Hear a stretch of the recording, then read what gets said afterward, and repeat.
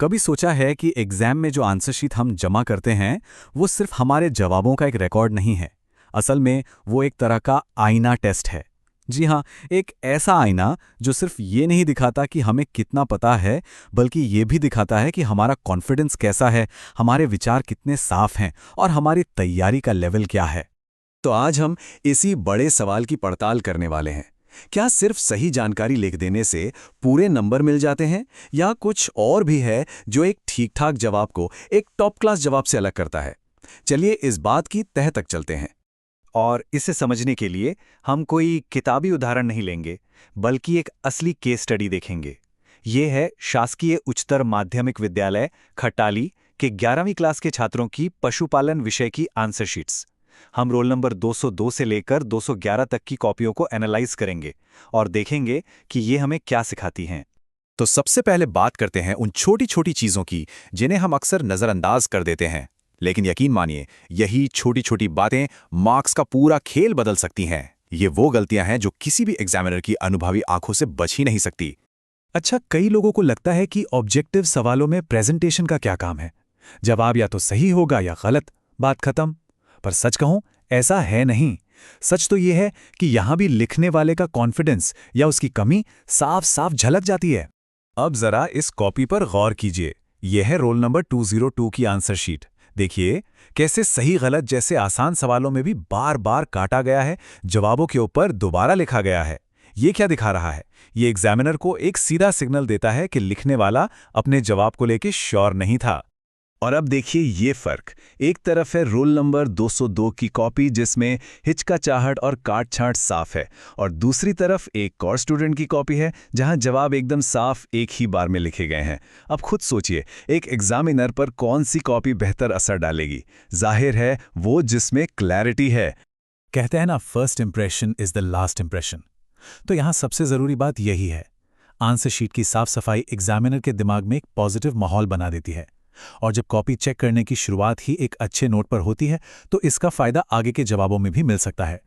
चलिए, पहला इंप्रेशन तो बन गया, लेकिन असली कहानी तो लंबे जवाबों में छिपी है। तो अब जरा प्रेजेंटेशन के महत्व को और गहराई से समझते हैं। जरा इस जवाब पर एक नजर डालिए। हो सकता है कि इसमें सारी जानकारी सही हो, लेकिन उसे एक ही लंबे चौड़े पैराग्राफ में ठूंस दिया गया है। इसे कहते हैं वॉल ऑफ टेक्स्ट, यानी शब्दों की दीवार।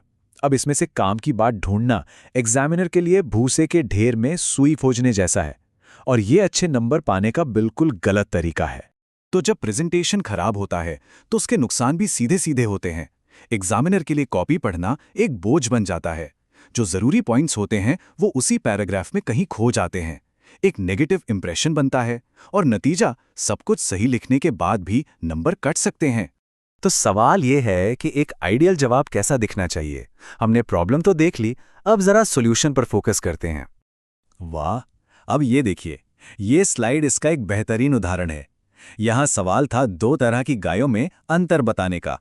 पैराग्राफ लिखने की जगह एक सिंपल सी टेबल बना दी गई। कितना स्मार्ट तरीका है।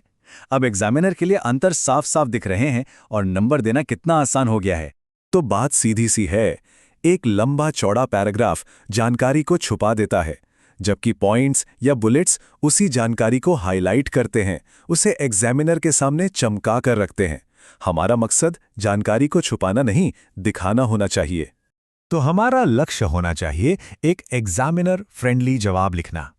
इसका मतलब है अपने जवाब को इतना साफ और इतने अच्छे तरीके से पेश करना कि एग्जामिनर को नंबर देने के लिए मेहनत ही न करनी पड़े। पॉइंट्स खुद ब खुद उनकी नजरों में आ जाएं। तो आखिर में पूरी बात घूम फिरकर एक ही जगह आती है।